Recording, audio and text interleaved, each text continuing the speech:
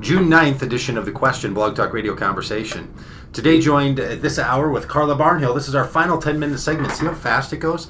With Carla Barnhill. Fast. Carla is a parenting advocate and commentator and advice giver over at themommyrevolution.com. And we're going to be joined in 10 minutes by Tony Jones. Those of you who follow the show regularly, we have a little bit of a program change. Is Tony Jones building greenhouses? A program note. Tony is going to be in the 11 o'clock hour instead of the 11:30 hour because Steve Scherber is unavailable today. And so I decided just to bump everybody up because... I didn't know we could be unavailable. Because I arranged my days around this. Steve I have Scherber, a deadline tomorrow that I'm missing. What has he got that's so important? Steve Scherber had some vacuuming to do. Oh, did he now? Why are you looking at me like that? Because one time you missed the show because you were vacuuming. That's true. That's why.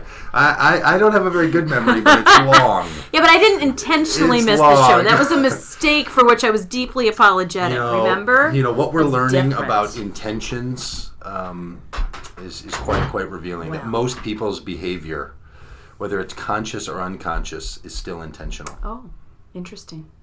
So most of us behave in ways that somehow fulfill some intention. So when you forget that thing, you didn't just forget. The reason you didn't access that part of your mind is because there was some reward that you determined.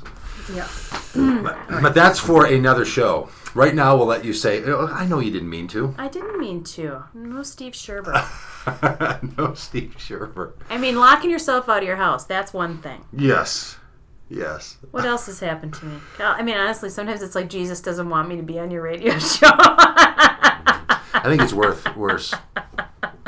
Jesus doesn't care. No, Jesus doesn't care if I'm on the radio or not. You know that old thing, the opposite of love isn't hate. Is disinterest. The opposite of love is Yeah. Well, the other thing I was going to say, too, is that, and this, I think, in terms of... We had a little thing the other day. We were laughing, if I could just interrupt you for a minute, about... a person we know who is a triplet, and was the triplet nest was a result of in vitro fertilization. And we started joking that, well, God made you, or no, God made the rest of us, but the doctor made you. So God has a wonderful plan for us, but you're just kind of filler. You're like a chemistry experiment, basically. Like, oh my gosh, we got on a roll about that. It was so funny. Like, no, God doesn't hate you. It's not like hardly notices that you're there. Calvinists tell you. God doesn't hate you. You not really register. Like, you're not really on the radar. Yeah, you're kind of like Velveeta. Oh, like no seums. Yeah, kind of nothing at all. So we thought that's good stuff. That's what we ought to have. We ought to have an ethics show on here where we talk about the ethical, viability of ideas and just to make fun like that. Yeah, perfect. What would you do? These issues that are so important to so many people. Yeah. Okay. So the other thing in terms of spanking and then discipline is that we make the point that we make is this whole developmental piece of it. That in a lot of ways, spanking is not always the developmentally appropriate response to what your child is doing because kids, they aren't masters of impulse control. Preschoolers and toddlers, their whole developmental MO at the time is to, like I said, it's to figure out what the world is about. And they do that through touch and taste and feel and knocking stuff over and running into things and running into the street and seeing what happens when that happens. And that's what they do. And so as a parent, we have to figure out what's going on in my child's mind right now. What does he need? And how can I help meet that need in a way that's safe and appropriate and falls in line with the bounds of normal behavior. And I think a lot of times when parents spank, it's because they're frustrated with what their child is doing rather than that behavior somehow being objectively problematic. They're frustrated that their kid keeps doing something they shouldn't be doing.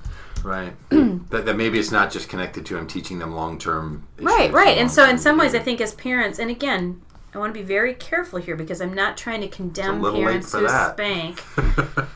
Thank you. You're really helping too. That's a road show. Yeah. Yeah. But anyway, but that to understand what your child needs right now, and those toddler years are really trying. They talk about the terrible twos, but really it's sort of the terrible 18 months to 4. It really is a very long period of time where kids their brain is going through this explosive change.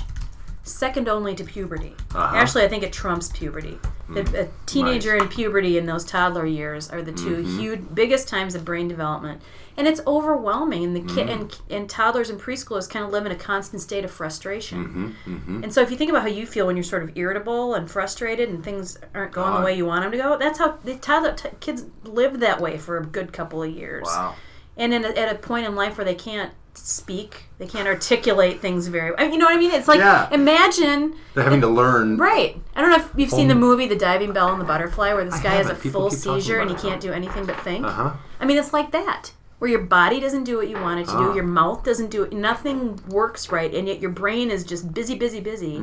So in some ways, it's like, I feel really bad for toddlers or preschool. It's a very difficult time in life, and I think what they need more than anything from parents is patience and understanding and tools to help them navigate that piece of their life. You know, if the body was created a little better, wouldn't it be better if, like, the emotion of anger and frustration didn't come on until a little you're like later? 6 or 7 when you can talk about it a little bit. Right, exactly. Or if it developed at the same, like language and emotion developed together, so you didn't feel something that you couldn't also articulate. That would be a better plan. Yeah, you know. Jeez, maybe the doctors can work that out in their little chemistry experiment. Maybe what if those kids had a whole other developmental pattern? Arc. Yeah, developmental arc.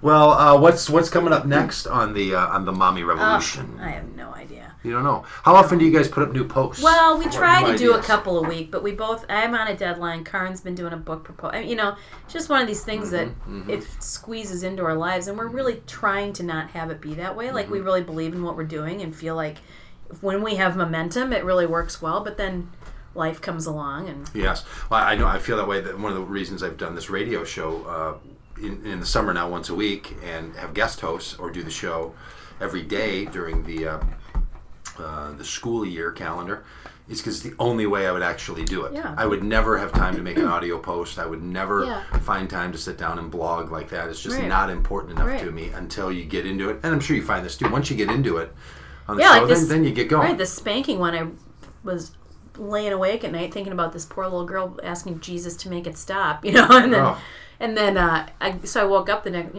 yesterday and just rattled the thing off because I was so worked up about it. But yeah, and then there are other times when, you know, we just don't get to it, and I wish we could. And honestly, if you've got listeners who want to guest blog for us, we would love it because we're happy to share the platform, and we're happy to share that space and have other voices. Well, I appreciate that, but I don't have listeners during this half an hour, Carla. You don't? We have listeners during this half an hour. We have listeners. How many do we have right now? It's 7 or 8? I would have to scroll down to count them. Wow.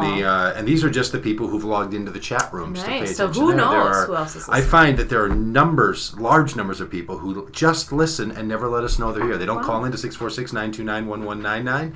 They don't log into the chat room. They don't send me Twitter messages. Well, if they want to pop over to themommyrevolution.com, we have a contact us place that can send us an email if you're interested in being a guest blogger. I look at a couple people on here. I think InfoZar Rob Tarr would be good. Yeah. I think the Big Mac Makisha would be good. She's a commenter, and I always love it when she's there. You know what? I've never met Makisha in person. I can't wait for October for her to be here. You're going to meet her because October is the most significant in my backyard church leader event to happen in a decade.